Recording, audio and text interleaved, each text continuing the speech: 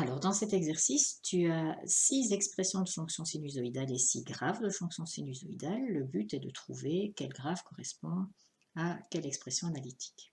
On te demande en plus de déterminer l'amplitude, le déphasage φ, la période t et le décalage vertical qui est égal à b. Alors, l'expression générale qu'on a vue dans le cours pour une fonction sinusoïdale, c'est y de t est égal à a fois sinus oméga t plus phi plus b. Ici, l'exercice a été pris dans un livre où ils ont décidé d'appeler la variable x plutôt que t, mais ça ne change rien, et ils ont décidé d'appeler les fonctions f1, f2, f3 plutôt que y, mais de nouveau, ça ne change rien. Le but est donc de trouver, grâce au graphique, des informations pour pouvoir choisir l'expression analytique correspondante. Alors, on va commencer par le premier graphe, par exemple. Sur ce graphe-ci, on va déterminer tous les éléments que l'on peut trouver grâce au dessin. Donc B, hauteur autour de laquelle se fait l'oscillation, cette hauteur, c'est égal à 1. C'est la mi-hauteur entre la hauteur la plus haute et la hauteur la plus basse atteinte par la fonction sinusoïdale. L'amplitude, différence de hauteur entre cette fameuse position d'équilibre et la hauteur la plus haute atteinte par la fonction, c'est 1 carré. 1 carré, suivant la graduation de l'axe y, ça fait 1 demi. Alors rien que ces deux paramètres-là nous permettent déjà d'éliminer plein de possibilités qu'on nous avait données. Donc il n'y en a déjà plus que 2 qui peuvent fonctionner, puisque, ah ben non, c'est fini, on sait même que c'est celle-ci qui est la bonne. Le plus 1 était dans les 2 qui restaient, mais on a l'amplitude qui vaut 1 demi. Il n'y a que dans la F2 qu'on a ces 2 caractéristiques-là. Alors on va quand même continuer sur ce dessin-ci pour trouver les autres paramètres. Alors, je peux trouver la période. La période, c'est le nombre d'unités qu'il y a entre 2 points équivalents dans 2 vagues successives. Je vois que j'ai pris 2 points équivalents dans 2 vagues successives. Il y a 4 carrés entre ces 2 points-là.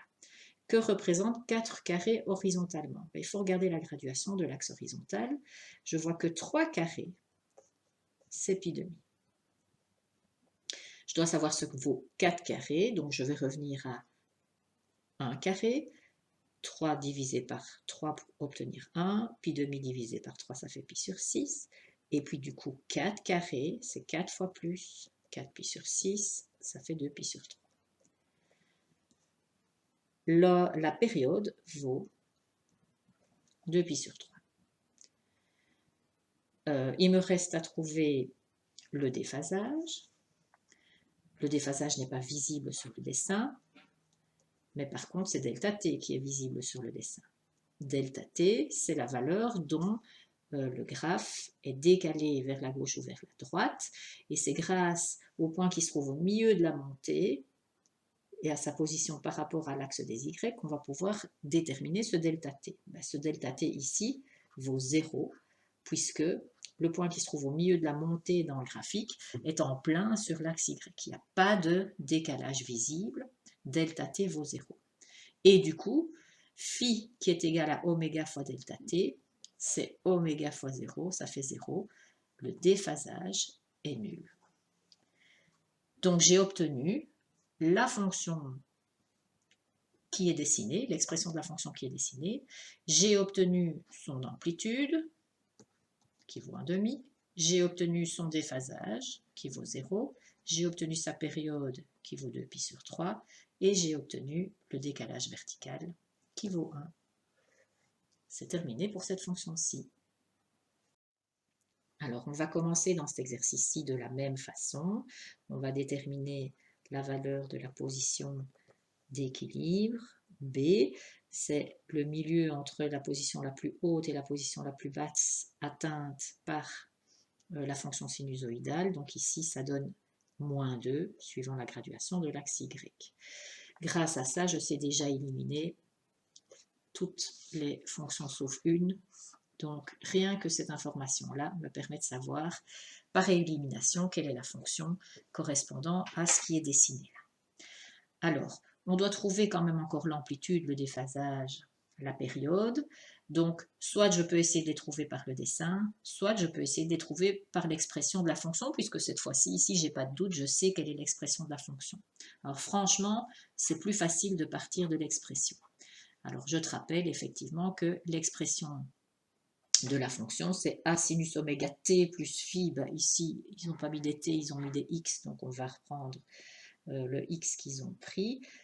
Donc, je reprends mon bic, oméga x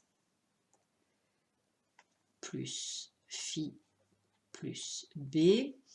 En comparant avec l'expression qu'on vient de trouver, ben, je vois que a vaut 1.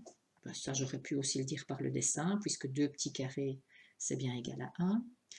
J'ai que le b vaut moins 2. Ben, ça aussi, je l'avais déjà trouvé par le dessin. J'ai que le oméga vaut 2. Ah, oméga vaut 2, ça veut dire que je sais que du coup la période, puisqu'on me la demande la période, je vais la calculer, c'est 2pi sur oméga, ça fait pi. 2pi sur 2, donc ça fait pi. Est-ce qu'on aurait pu le trouver par le dessin? Ben oui, c'est un peu plus compliqué parce qu'ici il n'y a pas beaucoup de points qui arrivent, il n'y a pas de points qui arrivent juste sur des coins de petits carrés, mais si je regarde comme il faut, je vois qu'effectivement il y a 1, 2, 3, 4, 5, 6 petits carrés entre deux points équivalents sur deux vagues successives. Or, si je regarde ma graduation, 3 carrés représentent pi demi-unité, et donc 6 carrés, ça va être le double. Ça va faire 2 fois pi demi, c'est-à-dire pi unité. C'est bien ma période qui vaut pi, mais ça a été beaucoup plus facile de trouver par le calcul. Comme ici c'était possible, on l'a fait comme ça dans un premier temps. Alors il reste à trouver le déphasage, phi. De nouveau, en regardant l'expression analytique, je l'ai tout de suite. Phi vaut 3pi sur 4. Alors j'aurais pu le trouver aussi par le dessin, mais là c'est franchement plus compliqué. Donc il faudrait trouver le décalage réel entre le point qui se trouve au milieu de la montée et l'axe des Y. Mais ici, comme on ne tombe pas du tout sur des petits carrés, c'est un peu compliqué. C'est beaucoup plus facile dans ce cas-ci de le faire à partir de l'expression analytique. Donc voilà, j'ai terminé. J'ai l'amplitude, j'ai le déphasage, j'ai la période. Et j'ai le décalage vertical et l'expression de la fonction analytique qui est dessinée. Alors, on va recommencer la même chose pour celui-ci. La position autour de laquelle oscille la fonction sinusoïdale, il y a 1, 2, 3, 4, 5, 6, 7, 8 carrés entre la position la plus haute et la plus basse. Donc, je m'arrête au milieu, 4 carrés entre les deux. Je me retrouve sur la position d'équilibre qui est à la hauteur 1. Le B vaut 1. Quand je regarde mes expressions analytiques, je n'ai plus que 2 possibilités pour la fonction qui lui est associée. Alors, je regarde sur le dessin ce que vaut l'amplitude. C'est ça qui va me permettre de choisir entre les deux. L'amplitude est une caractéristique facile à voir sur le dessin. Je vois qu'ici, l'amplitude vaut 4 carrés. Vu que 1 carré sur l'axe des Y, c'est une unité, ça fait 4 unités. Donc, A vaut 4, B vaut 1, c'est bon. J'ai déjà trouvé que c'est la fonction f6 qui est représentée. Alors, je pourrais continuer à partir du graphique pour trouver les autres paramètres, mais comme j'ai l'expression analytique, c'est plutôt par là que je vais travailler. C'est toujours plus facile de travailler par calcul que par dessin. Donc, je sais que le oméga vaut 1 demi.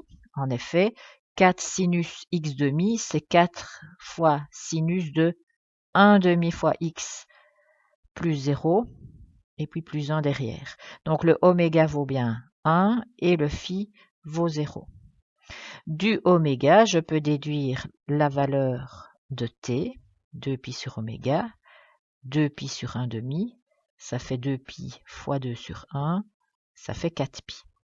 J'ai donc ma période qui vaut 4pi, mon déphasage qui vaut 0, mon amplitude qui vaut 4, mon décalage vertical qui vaut 1. C'est fini. Donc les 3 derniers graphiques qui restent, je te les laisse faire en exercice. La figure 48, correspond à l'expression F1, la figure 49 correspond à l'expression F5 et la figure 50 correspond à l'expression F4. Bon travail.